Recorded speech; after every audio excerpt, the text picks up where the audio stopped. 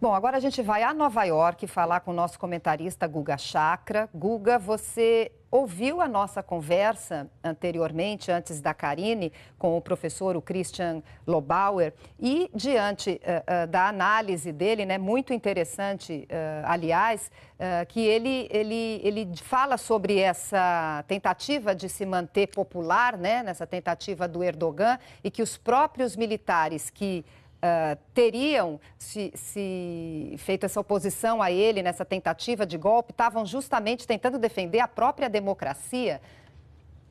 Olha, Beth, é complexo se estavam tentando defender a democracia ou não na Turquia. O que é fato, o Erdogan, ele inicialmente, quando ele chegou ao poder em 2002 com o AKP, que é o partido dele, que tem sim um viés mais religioso, mas não a ponto de querer transformar a Turquia em um Estado Islâmico, ele não é religioso ao ponto de uma Arábia Saudita, longe disso, ele coloca o Islã dentro da política, mas tem uma diferença grande, mas se ele no primeiro momento, até especialmente 2010, 2011, ele era democrático, esse cenário começou a mudar bastante nos últimos anos, Beth. Sem dúvida alguma, ele foi eleito, o partido dele, o AKP, foi eleito também no parlamento todas essas vezes, ele foi eleito presidente agora, isso tudo dentro de regras eleitorais é verdade, mas ele não respeita instituições dentro da Turquia, Beth. Ele persegue jornalistas como a gente, ele prende jornalistas que o criticam, ele prende inclusive pessoas que o criticam nas redes sociais. Isso não é democracia, isso não acontece nos Estados Unidos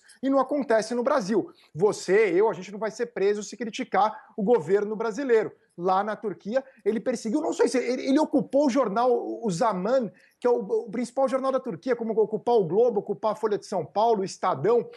Hoje não tem praticamente jornal independente na Turquia, ele interfere em instituições, na divisão de poderes, ele interfere no poder judiciário, afastando juízes, como o professor Christian estava falando agora. Então ele, aos poucos, deixou de ser essa figura democrática. Como o professor Christian falou também, a Turquia é um parlamentarismo no qual o presidente teria poder mais protocolar, mas ele basicamente pegou o poder para ele sem aprovação constitucional que ele precisaria dentro do parlamento da Turquia. O AKP, partido dele, tem maioria, mas não a supermaioria para conseguir a mudança. Ele tem a oposição do CHP, que são os antigos kemalistas, né, o partido que é de centro-esquerda hoje, que tem esse ideal laico da Turquia, o MHP, que é nacionalista de direita, e o HDP, que é o partido curdo. Mas hoje o Erdogan não é democrático, mas os militares também não são democráticos, que tentaram dar o golpe. Afinal, não é com golpe militar que você vai instalar a democracia.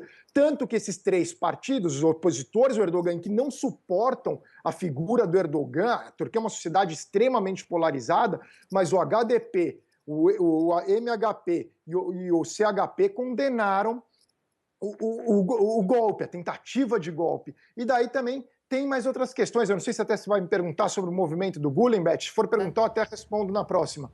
Não, pode falar, pode falar.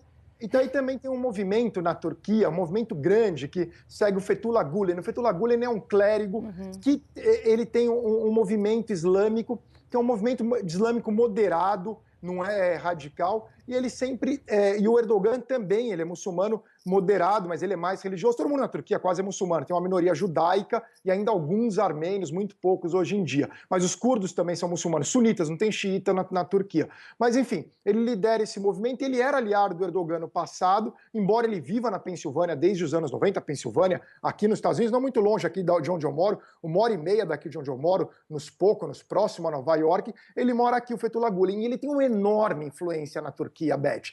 Ele tem apoio, muitos seguidores, são militares, juízes, tem gente todos, e os dois batem de frente. Por isso que eles romperam há 3 anos e o Erdogan começou a culpar o Gülen pela tentativa de golpe. Ele até pede para o governo dos Estados Unidos, né, deportarem novamente para a Turquia, enfim, para ver a punição. E por falar em punição, Guga, 3.000 pessoas presas, né, militares de alto escalão, enfim, juízes demitidos e até se cogita na barbaridade da pena de morte como punição.